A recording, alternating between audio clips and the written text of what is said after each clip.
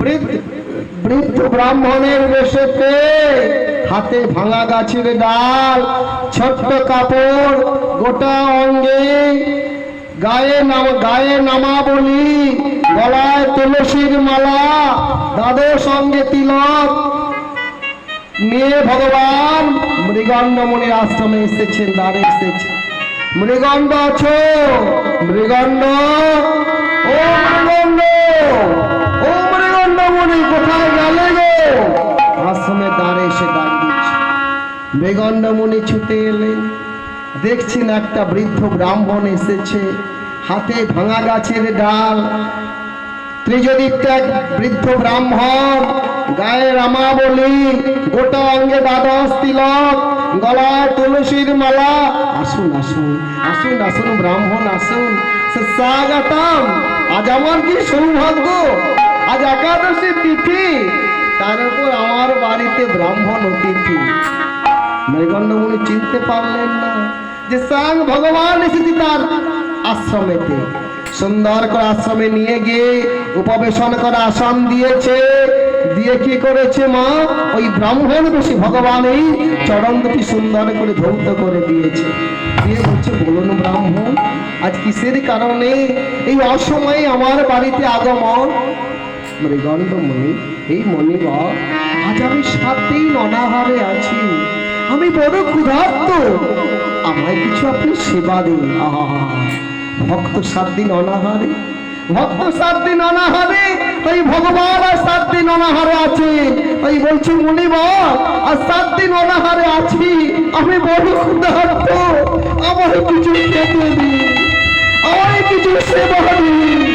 ওগো শরণাগতির প্রভু, সত্যই তুমি ভক্তির, সত্যই তুমি ভক্ত প্রাণ ভগবান, ভক্তের জন্য তুমি সব কিছু করতে পারো প্রভু।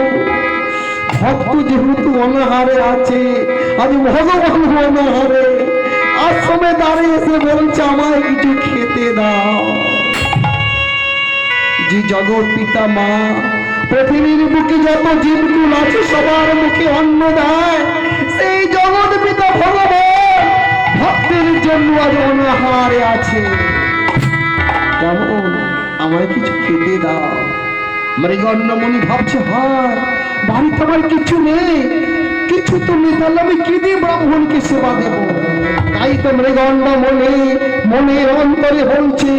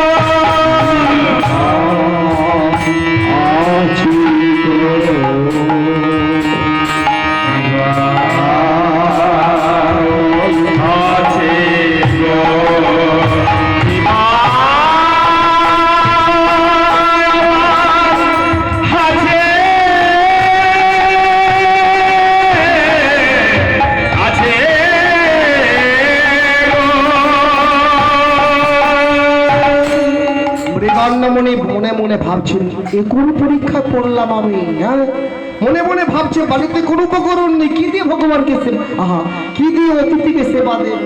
কিছু ব্রাহ্মণ সেবা না দিতে পারলে আমার উপর ব্রহ্ম অভিশাপ হয়ে যাবে, অতিথি সেবা ত্রুটি হয়ে যাবে। এখন আমি কি করি?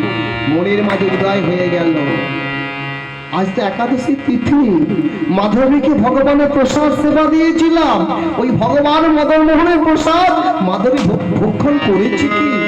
যদি ভক্ষণ না করে ওই ভগবানের প্রসাদটাই ওই বৃদ্ধ ব্রাহ্মণকে দিয়ে সেবা দিয়ে দেবে। ছুটে গেল মাধবী মার কাছে, মাধবী মাধবী শোনো, শোনো একটা কথা বলি, আজকে মধ্যাহ্নকালীন সময়তে না আমাদের আশ্রমের একটা বৃদ্ধ ব্রাহ্মণ এসেছেন, 7 দিন অনাহারে আছে, কিছুই তার খাওয়া হয়নি, কিছু সেবা চাইছে, কিন্তু বাড়িতে আমার কিছুই নেই, কি দিয়ে সেবা দেব? মা তখনও ভগবান প্রসাদ গ্রহণ করেনি, তাই মা মাসির কি করেছিল, যাতে স্বামীর উপর ব্রহ্মভিশাপ না হয়ে যায়, তাই সেদিন 7 দিনে অনাহারে থাকা মা আমার ওই ভগবানের প্রসাদটা ভগবান রূপে ওই ব্রাহ্মণকে দিয়ে দিয়েছিল।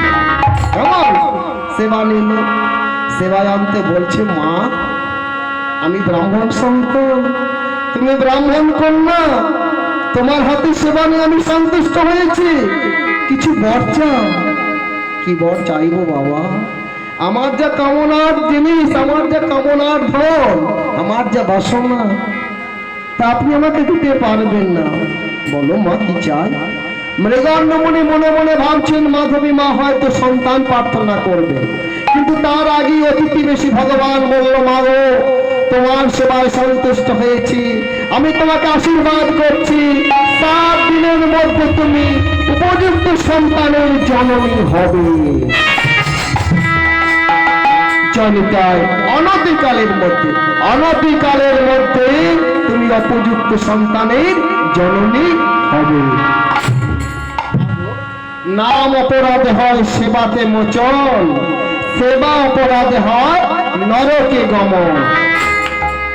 মাধবী মা যে অপরাধ করেছিল ভগবানকে সেবা দিয়ে, সে সর্ব পাপ মুক্ত হয়ে গেল। কেমন?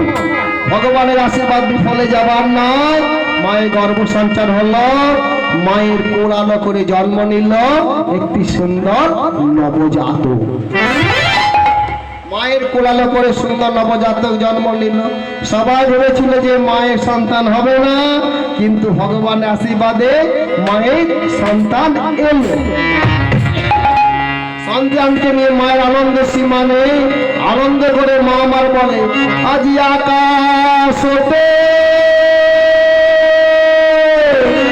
চাঁদ নেমেছে, আজ আকাশ হতে চাঁদ নেমেছে, মাটির ধরা